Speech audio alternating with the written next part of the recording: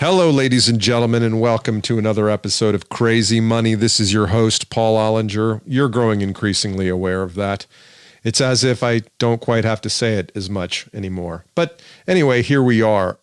Hey, it's a great day to be alive, and I mean that more than ever today because I've got some sad news to share with you all.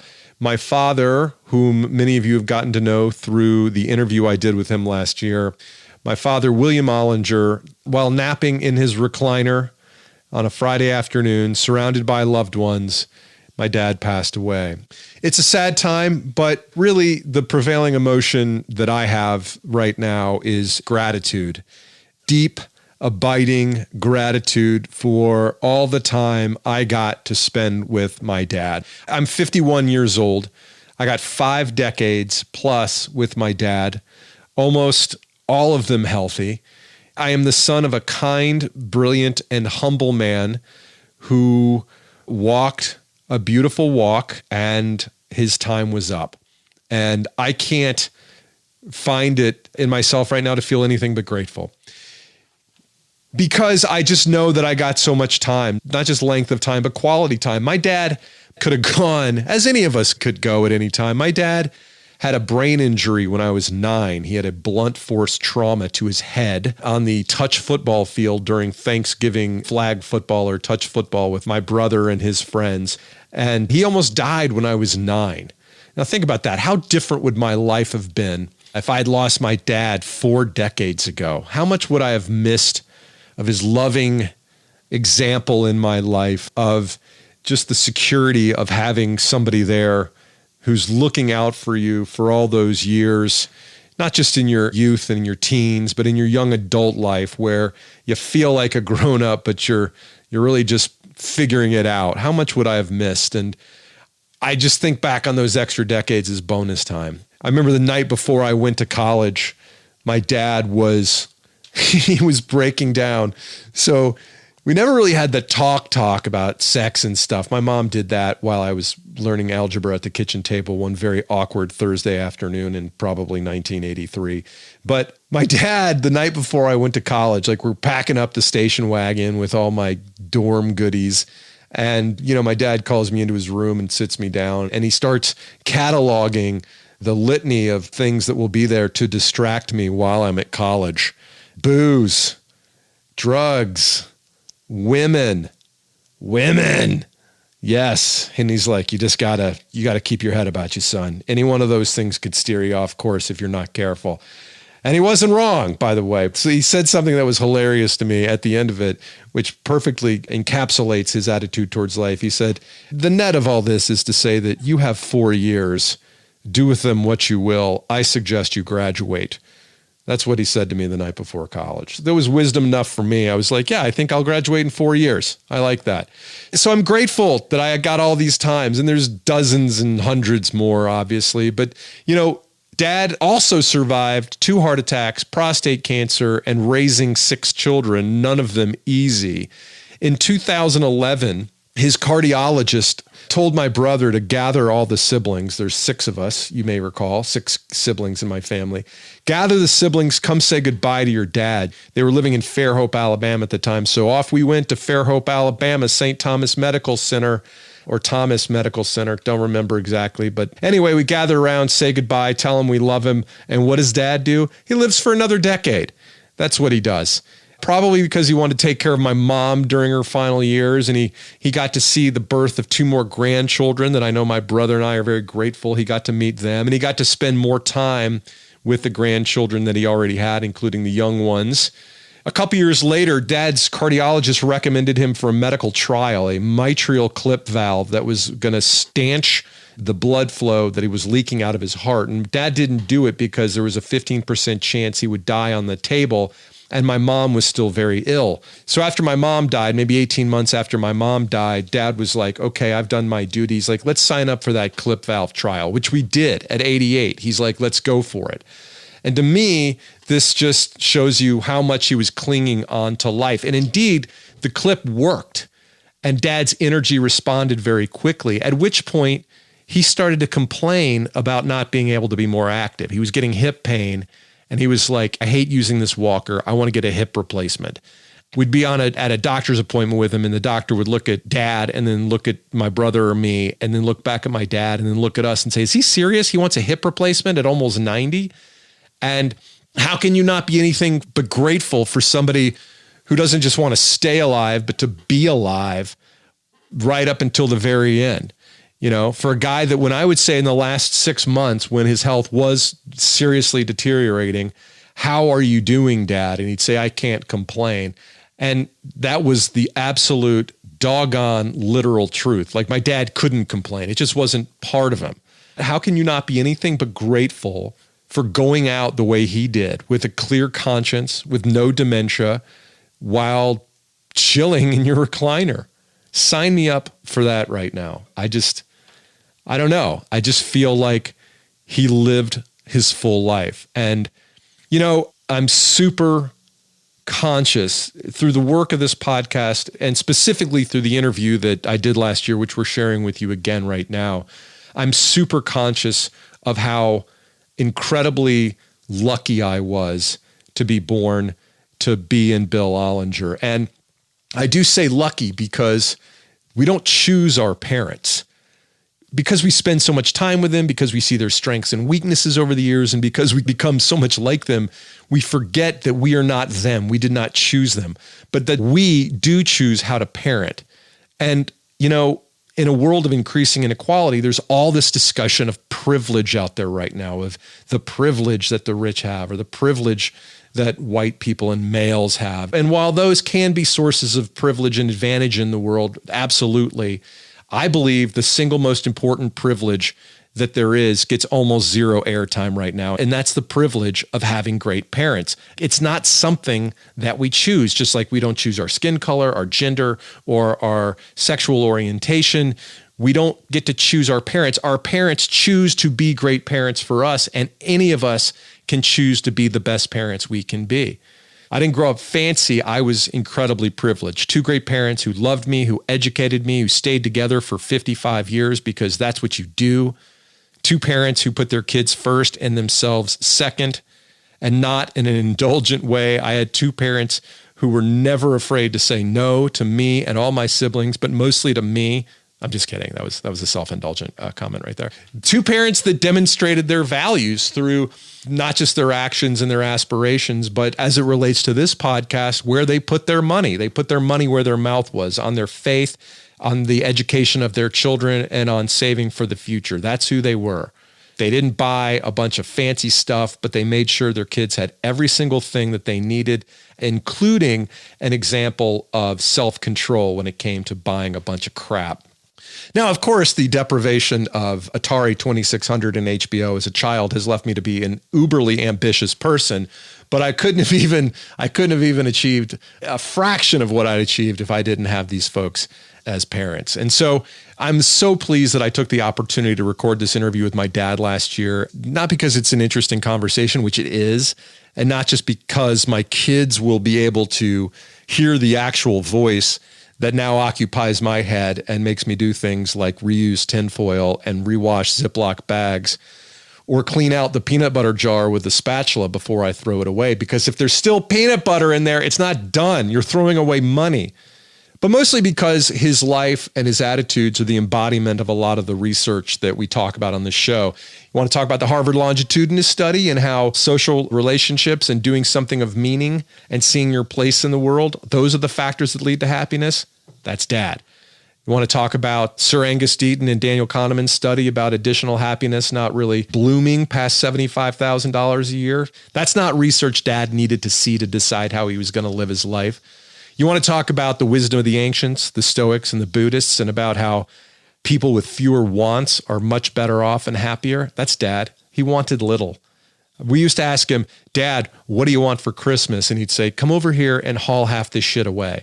That's what he wanted. He wanted to live a simple life. And I think that's exactly why he enjoyed all his 93 years, right down to the last day where he sat down for a nap in his recliner. He was a comfortable man, comfortable in his own skin, comfortable with the people around him, because he loved them and they loved him right back. So, ladies and gentlemen, I hope that you agree that today's a great day. I hope you'll take this as a reminder that life is short, that you should treat today as if it's as special as any other day of the year, and that you do something nice and loving for the people that you love in your life.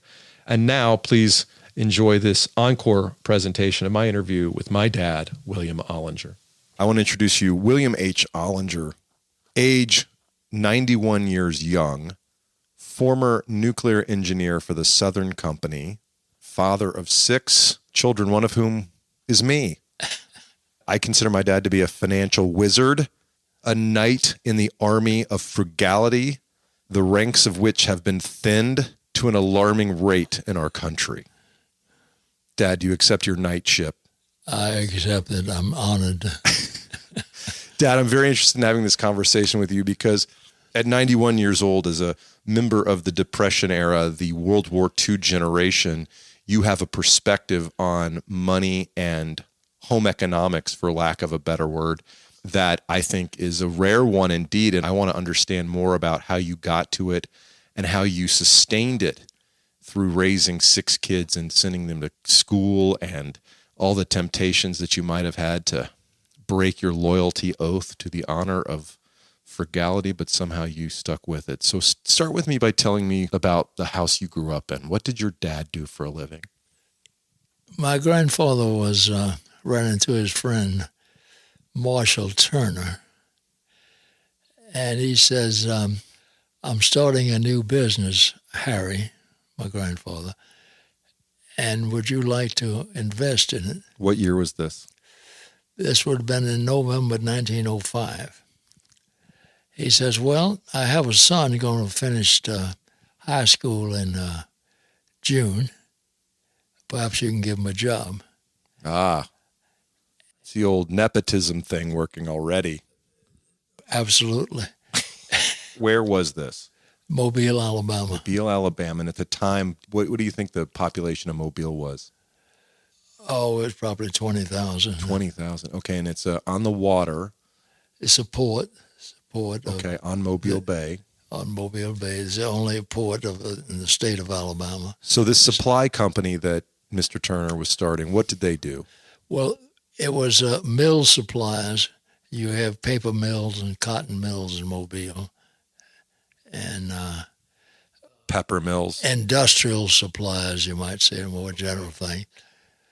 Mostly stuff that they would use in cotton mills or paper mills, as I understand it.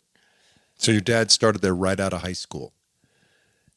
He went to work right out of high school, right? And the business was about 6 months old at that time. So when did he get married to your mother? Well, let's see. He finished high school in 1906, and he married her in 1920. Oh, okay. Wow, he just 14 years later. Yeah, so he was 30. He was 32. Oh, just the same age you were when you got married. That's right. I'm assuming he rose up the ranks at Turner Supply Company, where he worked since he was a young man, never went to college.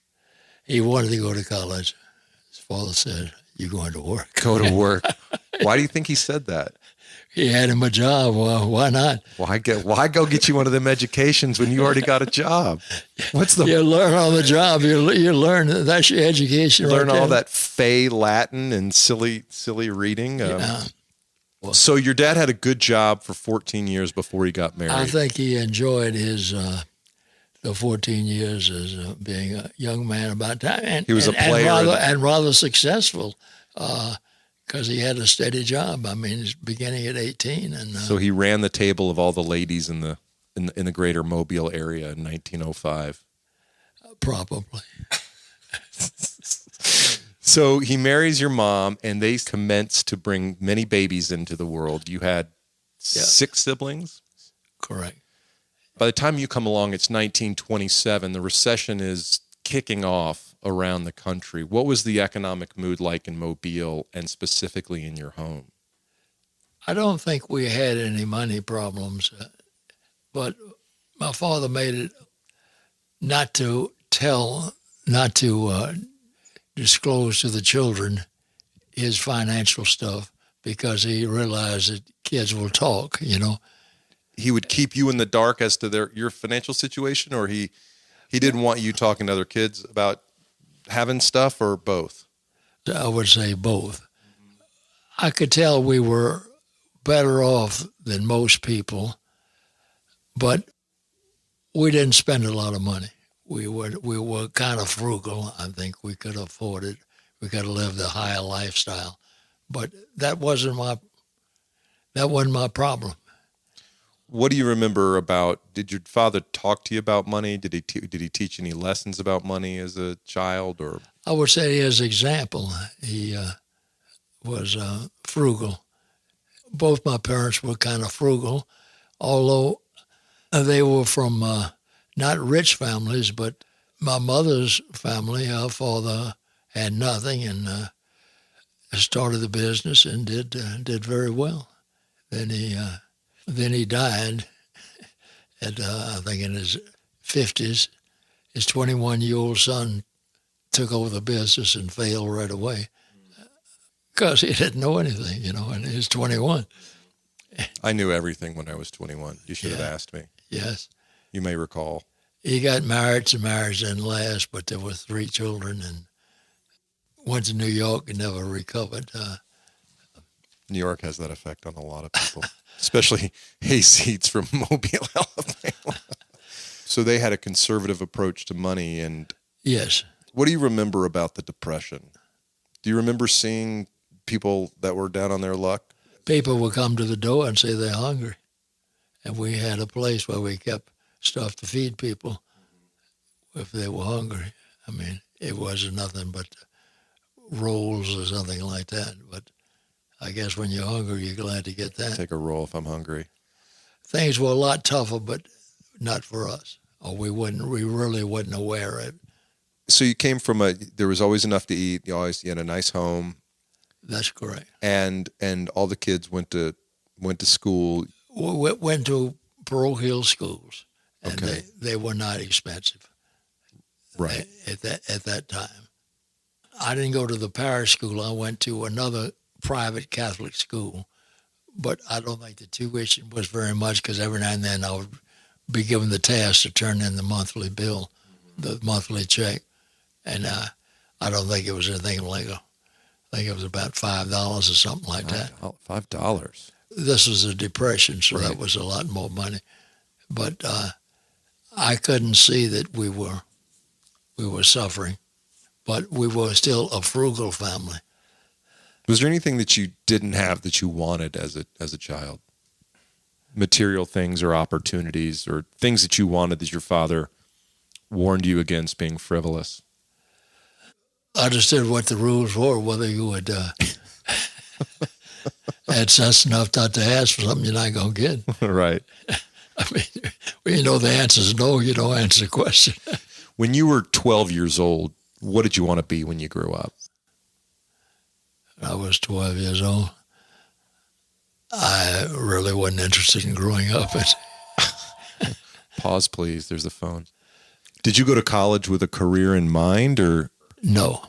what did you think you wanted from college when you went to college? This would have been in 1934? Sorry, 1944. 1944. Yeah, I got out of high school, and a week or two later, I was going to summer school at Spring Hill College, and I was accompanied by my sister Ruth and Nell, and Buddy Smith came along too. Buddy Smith, the world-famous future baker, purveyor of bread stuffs for Mobile region. And also the future golf champion, Alabama State golf champion. I didn't And know his that. father was the Alabama State golf champion in 1931. And so about in 44, Buddy got that honor. I mean, he was good. What did you study your first year of college? Did you have general requirements, or were you thinking Well, about I a was major? more interested in mathematics and physics, and that just fit together. Because that was just something you were good at and interested in? Yeah, I was good at it, yeah.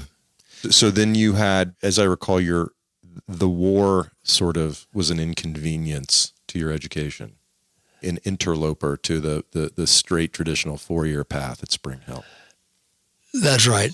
I got out of high school. I just turned 17, so it was about a year before I had to face the draft. I followed the path zoology was on and joined the Merchant Marine Cadet Corps. I was still 17 when I left Spring Hill to go to training in the Merchant Marine. So you then spent years in the military. You were in the Merchant Marine Corps. The Merchant Marine Cadet Corps. And then you joined the Navy afterwards? Well, the Merchant Marine Cadet Corps is really a 4-year peacetime program. Mm-hmm. The plan was to go to school a year, then go to sea a year, then back to the academy for 2 years. Mm-hmm. Now, this was wartime, so the first year was like 17 weeks, and then I went to... war math. And then I went to sea. There's only 2 cadets on the ship I was on, And being a merchant marine during World War II was not necessarily the safest assignment. Well, by the time I got there, the war stopped. You scared them into submission. That's right. The Germans. I left for India, and before we got out of New York Harbor, the war was over. So they knew I was coming. And then they were changing from a wartime schedule of the Merchant Marine Academy to a peacetime. And so I got to the academy for a year and a half after being about a year in sea duty, so to speak.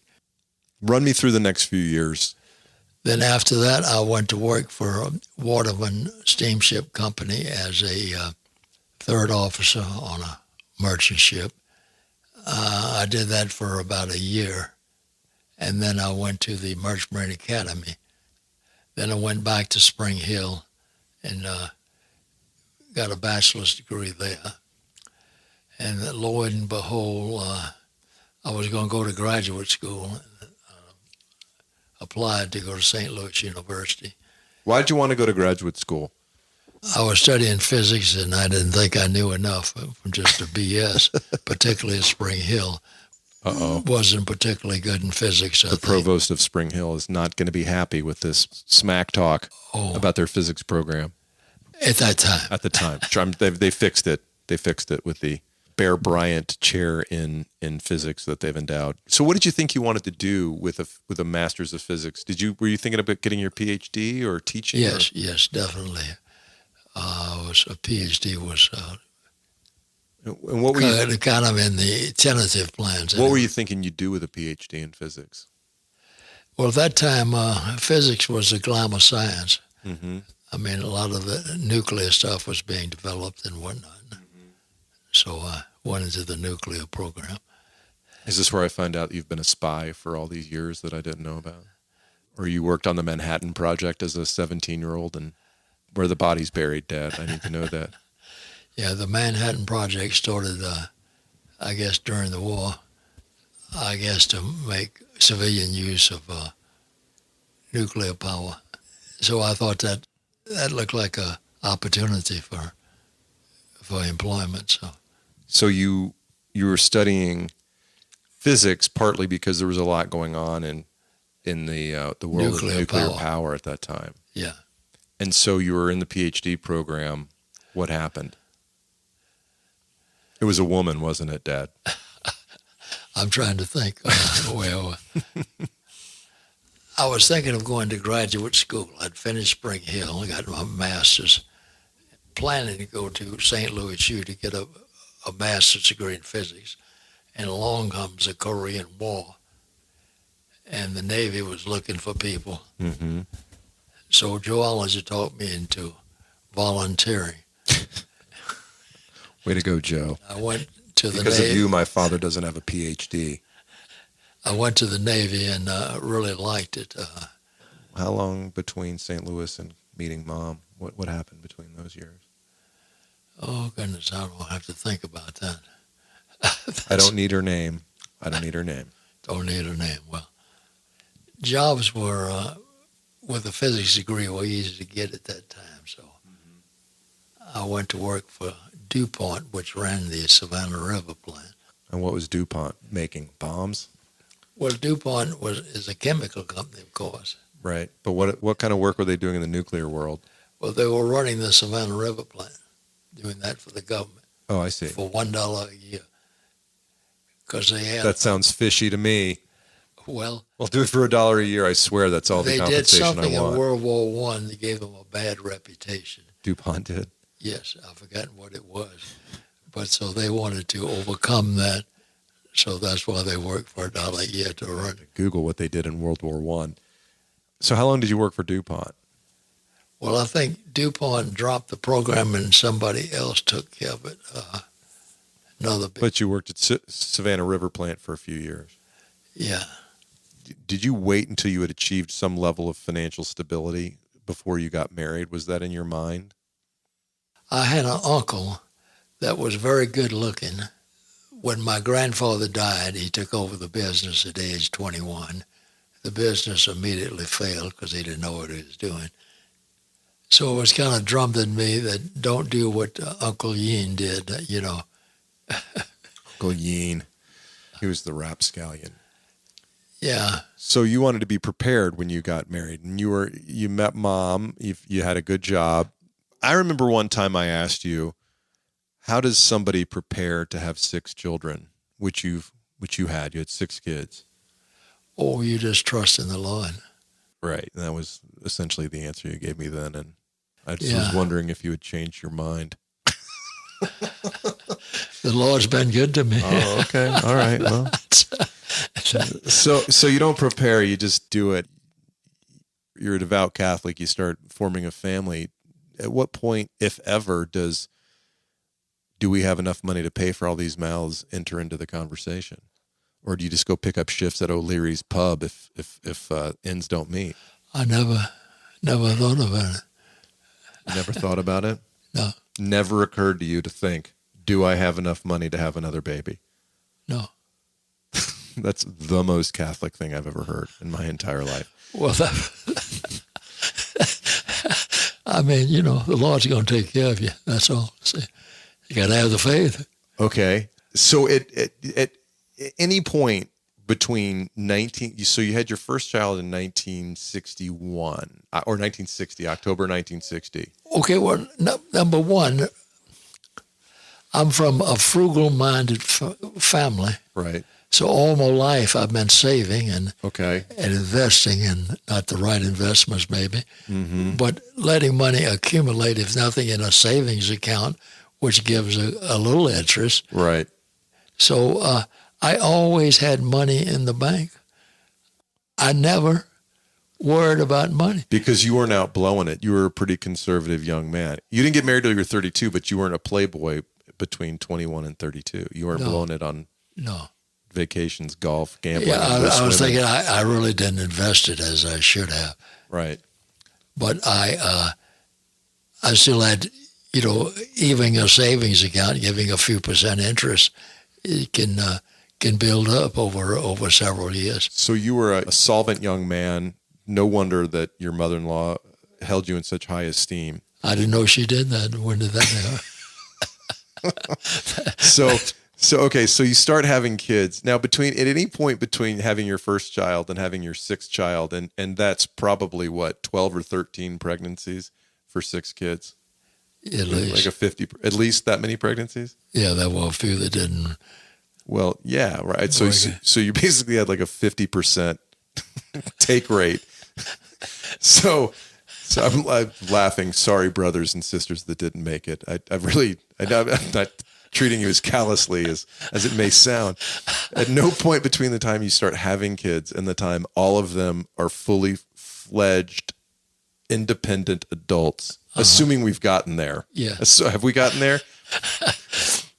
At least financially speaking. Forget about Nobody's flirted with me recently.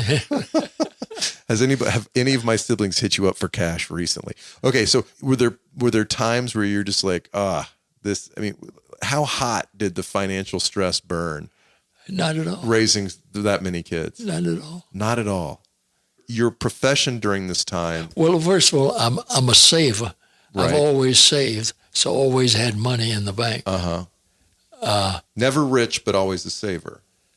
Yeah, I mean, Well, you're rich now because you don't spend any money and you're 91 and you don't need to spend any money. I don't know. I'd have to ask you and Bubba if you're going to take it over. I don't know.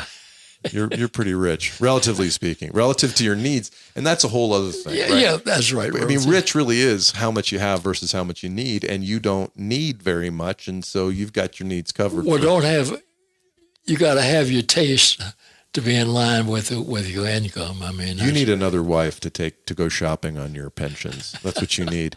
You're a saver, so you never felt stress. You were out of work during a period for like a year, weren't you? In like 1969, before I came along, weren't you looking for work for about a year? You owned 2 houses, one in Atlanta and one in Ohio. You had 4 kids and me on the way, the most important of all your children. And you weren't stressed at all during that time. I really didn't worry about it. I figured the Lord would take care of me. Wow. Well, not only that, how did Mom feel about you putting it all in the Lord's hands? Well, I had parents that I could go to. I never did. I never wanted to. Right. But I did have. If things got really bad, I knew where I could go. That's the difference between being broke and being poor. In my opinion, because I've been broke as a young adult, and I always knew that if things got really bad, I could come home. That's right. That if I was willing to ask for that help, I knew it existed. That's right. And you would have thought probably nothing of giving it. It would have hurt me to ask a lot more than it would have hurt you to give it. I think that's correct. And so you always knew that was there for you too. I felt it was, yes. Mm-hmm. So you didn't have existential stress over missing a paycheck for a few months, even with 4 kids. Well, I've always been a saver and always had money in the bank. Mm-hmm. So, I had a backup. Now, that money wasn't invested well, mm-hmm. but even getting a few percent is a lot better than nothing. And knowing you, it may have not been invested well, but it wasn't invested recklessly. Yeah, it was very, very conservative.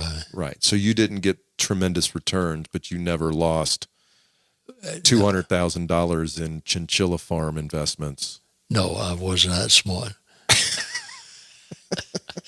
You didn't know about the next generation. The chinchilla investment. Was that a reference to an episode of MASH?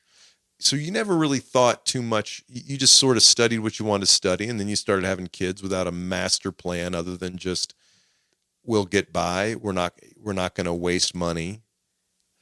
Never spend everything you make.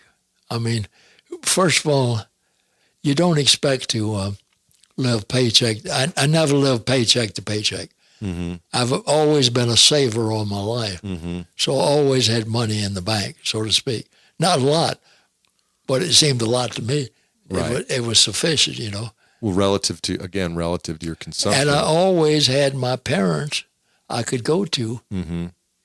if things really got bad, and I never had to, and I never wanted to, and I don't think they wanted me to. No, I don't think any parent wants you to, but they want you to know. They don't want you to freak out.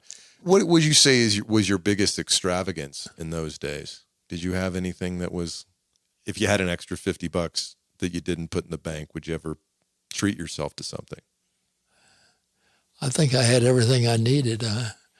Which was like stale bread, water, and adequate clothing? What was everything you needed? Well, I mean, like the basics of food and clothing. A car that starts? Yeah, you want a car, a workable, reliable car. Mm-hmm. And that's the important thing. Man. What was the first car that you bought that had power windows? Do you remember? I don't remember. I think I can tell you. It was about 20 years after power windows became available. Why would you want power windows? Who wants to pay for that? Because if you're always riding shotgun, then your right bicep gets to be so much larger rolling up that window than your left bicep. And when did you first get cable television? Do you remember this? No, I don't. When the Ollinger family first got cable television. No, I can't. But in the year of our Lord, 1989. Was that the year? Somewhere around. I think Mom talked you into it because at a certain point you realized that if you didn't have cable television, your children wouldn't come home to visit. And I passed up that opportunity. Wow, that was a good strategy you had. How many times in your life have you borrowed money? The only time I've borrowed money is for real estate, for a house. You've never borrowed money to buy a car? I've never borrowed money to buy a car. So if you knew you were going to need a new car, I'd have the money, and I'd buy a new car, not a used car. I'd buy a new car because I know what I was getting. When I bought a used car, I didn't know what the hell I was getting. And I would keep a car from new till it was junk. that I recall. That part I do remember. And the 1967 Plymouth Belvedere that you were driving in 1984? What was the Belvedere? The Belvedere was the 3 in the tree with the steel dashboard, custom designed to smash 12-year-old brains when you hit the brakes too fast. So you've never borrowed money to buy a car. No. You've never borrowed money to pay for a vacation. No. How do you feel about people who borrow money to go on vacation? I think they're sick. Why would you borrow money to have a good time? How about to buy a mattress? Would you ever borrow money to buy a mattress? Yes, I would. You would? I can't conceive of being that broke. That you would have to borrow money to buy a mattress? Yes. What did it represent to you to have money in the bank, even if it was Not in the $50? bank. I had it in my drawer, Oh, okay. locked in my drawer. What did you want that money for when you were 13 years old? Just let it accumulate.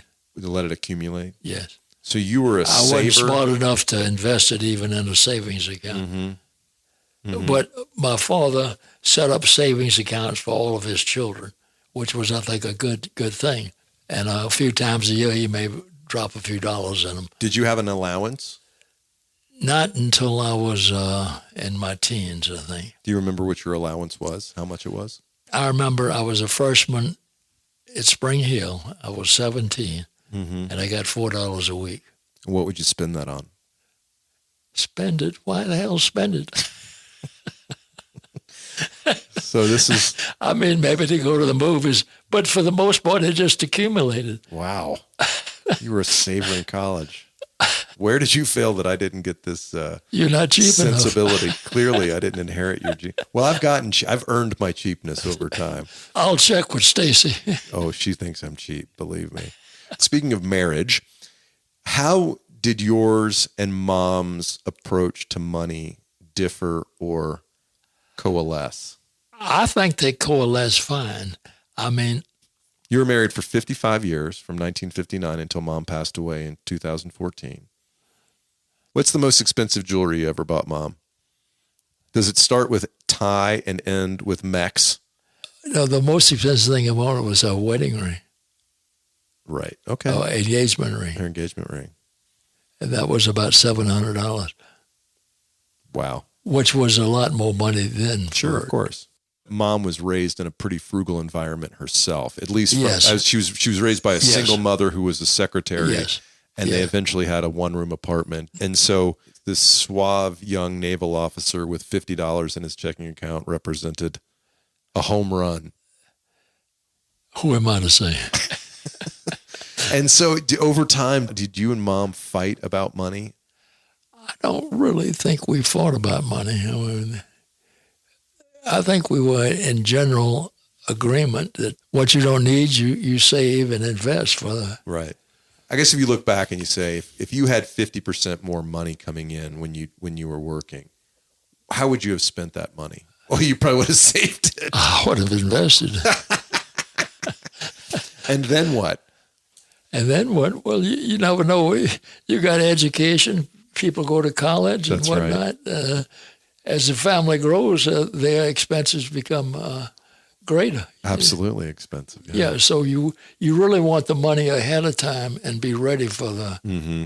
I mean, then you need a new car. You need a car. Yeah, I'm raising kids in an environment of plenty and affluence, and I still hear them wanting things that they don't need or that we can't afford. You have 6 kids. Surely at one point, one of my brothers and sisters, not me, but one of them must have said, hey, I want this thing, and you either couldn't afford it or you chose not to make it a budgeting priority. How did you go about doing that? I can't think of a case where that was. What did you want? Well, there's a bunch. I get an Atari 2600, Mattel Electronic Football, Basketball, Baseball. What did you feel like you wanted to provide your children from a financial point of view? What were your obligations as a parent? Okay, I think they should learn the value of a dollar. Mm-hmm. And the way you learn that's 94 cents, right? Yeah. The best thing is to go to work. Mm-hmm. I mean, really, whether you're throwing newspapers or whatever, you know. Mm-hmm. You know how long it takes to accumulate for whatever you want, whether it's a bicycle. Right. To be able to make a connection between what they want and how to earn the value of a dollar. Right. And okay. What did you feel like you needed to provide them? Clearly, you and Mom valued Catholic education, so you prioritized paying private school tuition. But then there was also college. And did you feel like your obligation to your kids was get them through college debt-free and then let them go and figure it out from there? Yes, I think that's right. We say we don't do graduate school. Mm-hmm. I recall. I remember. But I'm apologize. It all worked out fine. I mean, it motivated me. But you see these student loans today, these kids coming out with $60,000 worth of debt from college with a communications degree. That's not setting a kid up for success. Well, it says 60,000. In other words, they're on that tab for 60,000. Well, that's what I'm saying. But, I think the ethos today is, yeah, well, college costs a lot of money and people are going to have to borrow, but these are degrees that aren't income producing even. It's one thing if you graduate with a degree in accounting that is monetizable. If you have $40,000 in debt, you can pay that back if you're making $100,000 a year for a few years. I would like you to get out of college debt-free. And right. I think all of you did. Relatively speaking. At least from a tuition standpoint, I can't speak to what somebody's bar-based visa bills were, but you told me about the night before I went to college, you have 4 years, do with them what you will. I suggest you graduate. Those were your parting words to me. Well, my thing is this is not going on indefinitely. Right. You're not on the 7-year plan. That could have been extended. I mean, now you tell me. I could have squeezed 6 years of college out of you. No, you wouldn't have. I didn't think I would have. I mean, you would. I think leaving home and going away to college. I mean, going away to college is a good way to leave home because you kind of do it gradually. Right. I mean, you have a place you can come back to. It's a 4-year training facility for how to live on your own, sort of. Yeah. And if you can live at home and go to school, that's to your advantage. You don't have those. Right. You have less debt, if you have any at all. My general thing is to avoid going into debt. Right. I think debt is just so expensive. It costs so much to pay it back. What do you think is an appropriate federal tax rate? An appropriate federal tax rate? Right. What should people pay in taxes? Is 50% too high? Is 25% too low? Well, the general idea is pay as little as possible because as soon as the government knows they can get more out of you, they will. Mm-hmm. Or they'll work and try to. Right. It kind of depends on what you're going to get from it. If you're getting a good education, 25% may not be too high if they're going to pick up. If you're going to use the public education system, and and that's generally the best. I mean, it can be very good, quite adequate. Mm-hmm. It may depend on where you live, what state you live in, and whatnot, what they have to offer. Right. But the biggest thing, as a young person, you're going to redeem right away is your education, or your help with your education. And the question is how much taxes should that? Yeah, well, should taxes be, how progressive should the tax rate be? What should the tax rate be on somebody that makes $50,000 a year, and what should the tax rate be on someone who makes $300,000 a year. Okay, between 50 and 300, that's a fact of 6. I really don't see the person paying 6 times more taxes. But if they had even the same flat rate, the person would be paying 6 times more taxes. Yeah. And most places have, or certainly in the United States, we have a progressive tax system where he would be paying a higher percentage. A higher percentage, yeah. So, I mean, so even with a flat tax rate, he'd be paying 6 times as much. On incremental income, should he be paying 50% more as a percentage of that incremental income? I don't think so, huh? Steve Forbes would be glad to hear your answer. Steve Forbes would. I guess my income has been on the low side, not really super high. What's the most I ever made? I don't know. It was always good. You never got to rich territory until over years of spending less than you made, and the time value of money, lo and behold, you've turned into a relatively wealthy fella. And I think that what I've done is avoid going into debt. Mm-hmm. I'd rather pay cash rather than right. Cash and be done with it. Right. When you do spend money, you recommend cash. In general, yes. Right. For something like an automobile, yeah. Is there any other advice you'd like to offer on how to live a good financial life? Spend less than you make. I mean, it comes down to that, spend less than you make, and invest the difference, mm-hmm. or at least put it in a savings account where it pretty much stays the same. And don't mess with it from there. Well, let's say if you need it. Right. I mean, it's a backup. Don't go borrow. Use your own money. Mm-hmm. When you go to somebody else, they want service charges and, all that nonsense, yeah. All right, Dad, thank you for talking to me. You've set an amazing financial example, and I appreciate that. Amazing financial example. I'm being 100% sincere when I say that. I think you're a financial hero. Just don't spend money you don't have. That's what I'm saying. It's that simple. It's the best advice and the least followed of all financial advice there is. People can't live within their means. It's a very challenging thing for people to do these days for so many reasons. What I think is a difficulty, when you're single, you make the decisions. Mm-hmm. If they're wrong, you suffer for it, whatnot. Right. But when you're married, well, first of all, the wife's got certain ideas. Uh-huh. And part of them may be, your mother wasn't this way, but I can understand that certain people feel they have to put up a show, mm-hmm. that they look like they're rich. Right. To look like they can afford what they're spending. I didn't have that problem. Right. I mean, I'm lucky that way, but I can understand that could be a problem. Yeah. And the wife could be very unhappy when you want to save for tomorrow because, this kid in the crib may want to go to college. Yes. They want that eventually. Yeah, and you should be ready for it, not wait till they finish high school and say, well, let's see how we're going to finance it. Right, yeah. Well, it shouldn't be finances. It should be paid out of pocket. Paid for cash, right. And then what you accumulate can, if you get sitting in some kind of investment or whatnot, it should grow. Right, yeah.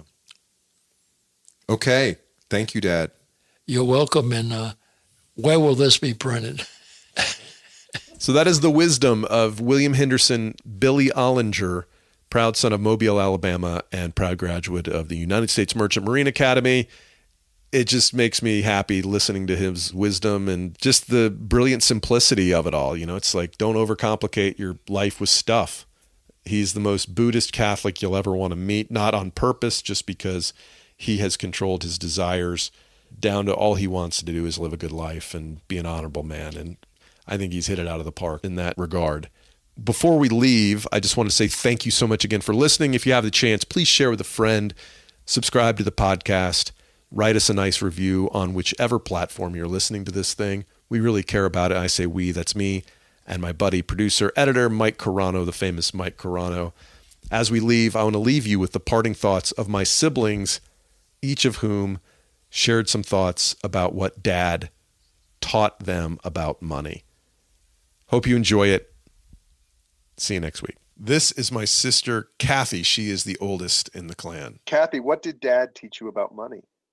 First of all, savings. He was the original direct deposit. We didn't have it back then, but somehow he knew when I was paid and conveniently asked me and offered to deposit my check and how much did I need for the week, maybe $5 for a movie.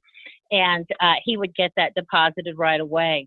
He encouraged work. Many times he picked us up and dropped us off before we could drive. I remember he always spent cash for everything, for cars. Although at one point he's not such a miser. He did tell Mom, you don't want to buy junk. If you have to spend your money, you want good quality. That was important to him. Or if a car is breaking down all the time, it might be cheaper in the long run to look at a new one. So it's important how you save the money that you earn, and always to live near public transportation in case you have car trouble. This is my older brother, Cole. The best thing my dad ever taught me about money was how important it is to save it. It's a basic lesson, maybe the best lesson. I don't always seem to have learned it, even many years on. But of course, I embrace it as much as I can. And really happy that Dad is able to enjoy later in life so many of the fruits of his most excellent labors.